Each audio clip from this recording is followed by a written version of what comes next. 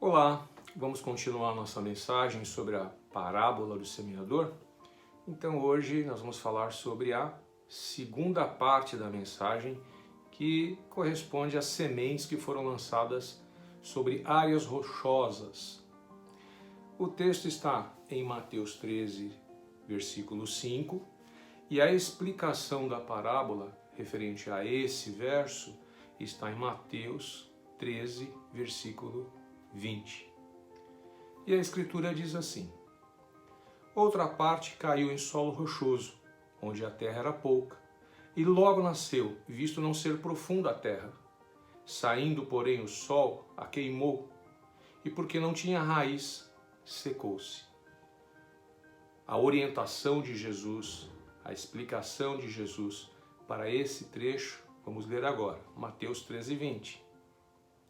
O que foi semeado em solo rochoso é esse o que ouve a palavra e logo a recebe com alegria, mas ele não tem raiz em si mesmo, sendo de pouca duração. Quando chega a angústia ou a perseguição por causa da palavra, logo se escandaliza.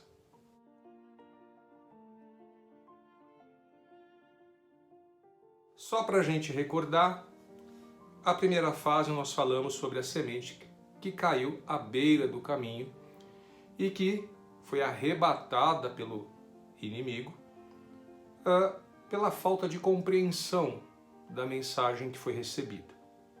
As pessoas não se dedicaram a compreender, a buscar o entendimento, não se esvaziaram de si para compreender o que aquela mensagem representava. Essa segunda fase agora. Então, se você não assistiu o primeiro vídeo, eu peço a você que assista, porque tem muitas informações importantes. Muito bem, nessa segunda mensagem, há uma pergunta que não quer calar. Porque o que Jesus já disse a respeito desse solo é que esse solo é o coração. E nesse coração existem áreas rochosas, cheias de pedregulho. Gente, não é curioso? Não dá para se perguntar? É possível realmente em um coração se encontrar áreas rochosas? Pedras, pedregulhos? Pois é. A Bíblia afirma que sim. É possível. E como sofre essa pessoa que tem um coração endurecido? Como ela sofre? Muito bem, eu fiz uma pesquisa rápida na internet para entender um pouquinho mais sobre como é que se forma um solo rochoso. E claro que não é com tanta profundidade, eu não sou um expert nesse assunto, mas o que eu encontrei é o suficiente para me dar uma ideia de como as coisas funcionam. E ela diz o seguinte, que as áreas rochosas elas são formadas pela ação do tempo em circunstâncias de pressão elevada. Então, longos períodos em que o solo está sob pressão. Trazendo isso para os nossos dias, trazendo isso para o coração da gente, realmente há uma similaridade, algo que nos pode fazer compreender por que é que existem corações com áreas rochosas, com pedregulhos. Veja que a semente, aquilo que foi semeado pelo semeador, é uma semente boa, é uma semente de qualidade elevada, porque mesmo ela não tendo encontrado a terra tenra, ela floresceu, ela germinou. Só que as pedras não permitiram que ela se aprofundasse. E mais uma vez, me vejo obrigado a lembrar o último verso da primeira fase, que está no capítulo 13. Quem tem ouvidos para ouvir, ouça. Veja que coisa interessante é esse momento, essa área do coração. Porque o que será que fez com que regiões rochosas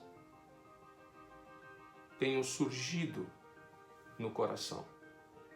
pedras enormes tenham surgido no coração, impedindo que a semente encontrasse as proteínas da terra. Não seriam as mazelas da vida? Não seriam as angústias produzidas ao longo do tempo, que ficaram ali se solidificando no coração humano, impedindo que os sonhos alcançassem suas realizações, impedindo que curas acontecessem nas áreas emocionais da vida, enrijecendo para que não houvesse ou para que não haja o perdão, um perdão que nos liberta desse aprisionamento, frustrações, são circunstâncias que fazem com que o solo, o coração humano, ali se encontre regiões rochosas, áreas enrijecidas pela vida, pelas circunstâncias vividas pelo homem. E mal sabe o detentor desse solo, detentor desse coração, que se ele abrisse espaço entre as pedras, empurrasse mais para cá, mais para lá e acomodasse essa semente em bom lugar, dando-lhe a oportunidade de se enraizar, as esperanças antes frustradas, perdidas, seriam renovadas. E uma vez vivas, essas esperanças aliviariam a pressão vivida e não deixaria que novas áreas rochosas se formassem. Ou seja, esse coração desfrutaria de refrigério. E uma vez aliviado, ele seria tomado por campos verdejantes, aonde a vida se restabelece, aonde os horizontes são maiores. Não dá até para a gente fazer um paralelo com o Salmo 23 aqui, aonde o bom pastor nos conduz a pastos verdejantes, a águas tranquilas que refrigeram a alma. Veja como é importante nós conhecermos um pouco mais desse solo que é o coração humano e o quanto ele é fértil. A insistência do sol sobre a semente, que é o que fala Jesus, é como aquela voz interior. Todos nós temos uma voz interior que fica ruminando em nossa mente, em nossos corações e nos fazendo pensar e meditar. Eu diria que essa voz, ela vem da nossa natureza, da natureza humana. E ela, por muitas vezes, ela nos tira a esperança, ela nos traz um pensamento pessimista acerca das coisas. Ela nos desencoraja. Ela nos faz amargos. Essa é uma grande realidade. Agora, o que a Bíblia afirma sobre a esperança é bem diferente do que a gente aprende no meio secular. No meio secular há até um ditado, um ditado popular, que diz mais ou menos o seguinte, que a esperança é a última que morre. Mas, gente, a esperança do meio secular morre. O que a Bíblia ensina é que existe uma esperança que é viva. O que a palavra de Deus ensina é que existe uma esperança viva. Deus faz questão de manter as esperanças vivas. E como é que isso acontece no coração humano? À medida com que ele vai interagindo com as nossas debilidades, com as nossas fraquezas, com as nossas necessidades, as forças são renovadas e nós vamos caminhando e os objetivos que os nossos corações anseiam, eles passam a ser encontrados. Veja só o que diz o capítulo 14 do livro de Jó. 14, versículos 7 e 9. Porque há esperança para a árvore que, se for cortada, ainda se renovará, e não cessarão os seus renovos. Se envelhecer na terra a sua raiz, e o seu tronco morrer no pó, ao cheiro das águas brotará, e dará ramos como planta nova. Não é revigorador quando nós vemos a ação de Deus que irriga esse solo, e ao leve perfume das águas as esperanças são renovadas e a vida segue, e segue com toda a energia. Nós estamos falando de um broto novo agora. Um exemplo assim de uma vida que tinha pedregulhos no seu coração, tinha um solo enrijecido, eu posso citar a vida de Naamã como um exemplo. E Naamã, ele era um general sírio, né? Um altíssimo posto no exército sírio. E a vida de Naamã era uma vida difícil. Por quê? Porque ele tinha lepra. Então imagina só a dificuldade dessa pessoa sendo leprosa, sendo uma pessoa pública. Imagina os comentários, ele passando e as pessoas olhando e tendo receio de chegar perto dele por causa da lepra, por causa da doença que ele tinha. Mas uma certa ocasião, Naamã se deparou com um semeador. A Bíblia registra nesse trecho que havia uma serva na casa de Naamã, uma criada. E essa pessoa, essa serva, disse a ele: ah, que bom seria se houvesse um profeta de Deus nesta terra, porque certamente ele, vendo a sua aflição, vendo a sua dificuldade, vendo o seu problema, ele interagiria contigo diante de Deus e meu Senhor seria curado. E Naamã ouve essa mensagem, essa semeadura, essa semente de esperança para uma doença que não tem cura, e alimenta essa semente no seu coração. E ao ponto de ele conversar com o rei. Rei, eu preciso fazer uma viagem, preciso ir até a um profeta, um homem que tenha uma boa relação com Deus, porque através dele eu posso obter cura. E o rei imediatamente autoriza a viagem de Naamã. E Naamã então seleciona alguns dos seus soldados e parte rumo à casa desse profeta.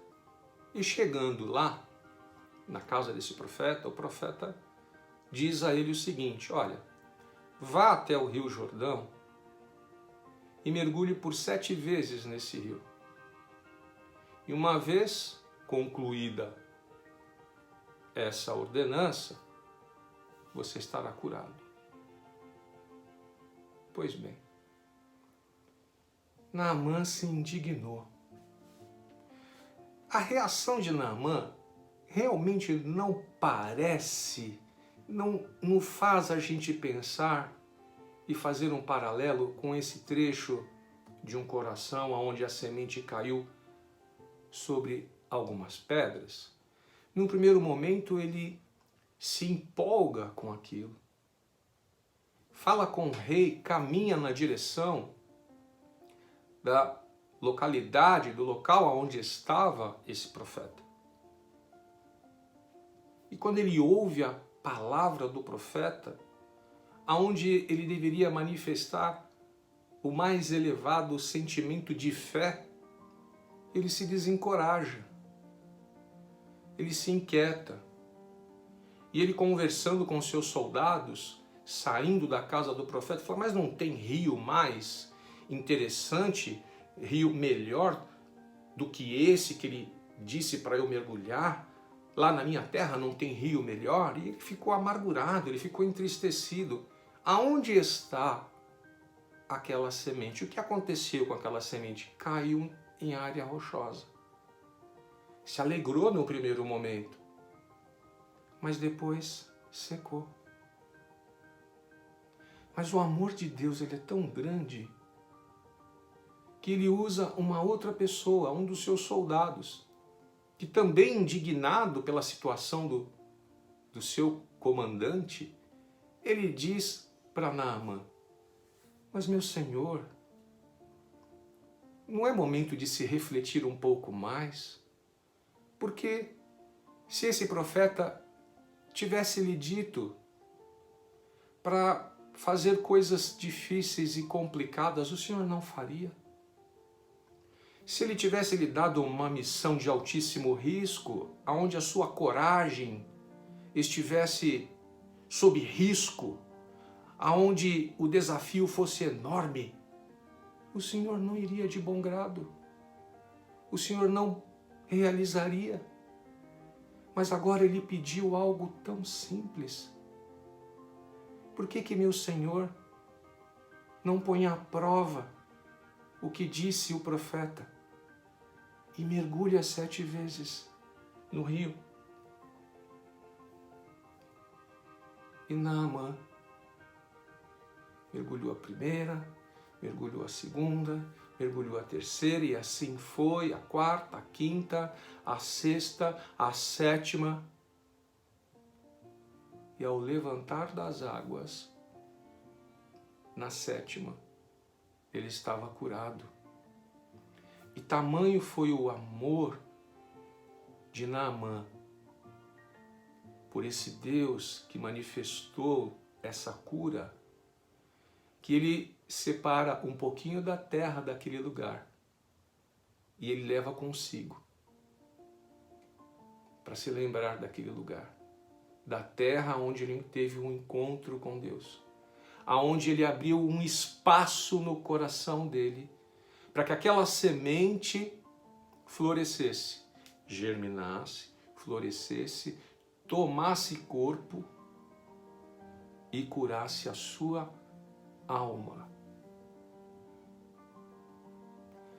Essa é a mensagem de hoje. Existem corações que têm áreas rochosas. Existem corações que têm pedregulhos. Mas a boa mensagem do Evangelho, se nós abrirmos em nossos corações o espaço adequado para acomodar essa semente, ela vai germinar. E Deus irrigará o solo desse coração, que aparentemente é tão árido, é tão seco, é tão rochoso. E ela vai vivificar e trazer cura e trazer transformação a regiões que aparentemente não haveria qualquer sucesso. Porque assim é Deus. Naquilo que nós não conseguimos realizar, é o momento em que Ele está disposto a realizar. Então, compartilhe esse vídeo. Aproveita, assista, se você não assistiu o primeiro, assista o primeiro e compartilhe também. E vamos fazer com que a semente do Evangelho de Jesus seja semeada em diversos corações. E ali então, essa semente germinando, ela vai tratar as nossas emoções, as nossas necessidades.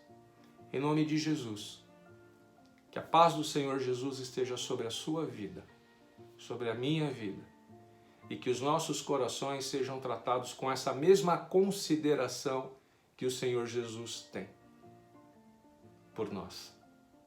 Amém? Deus te abençoe. Compartilhe.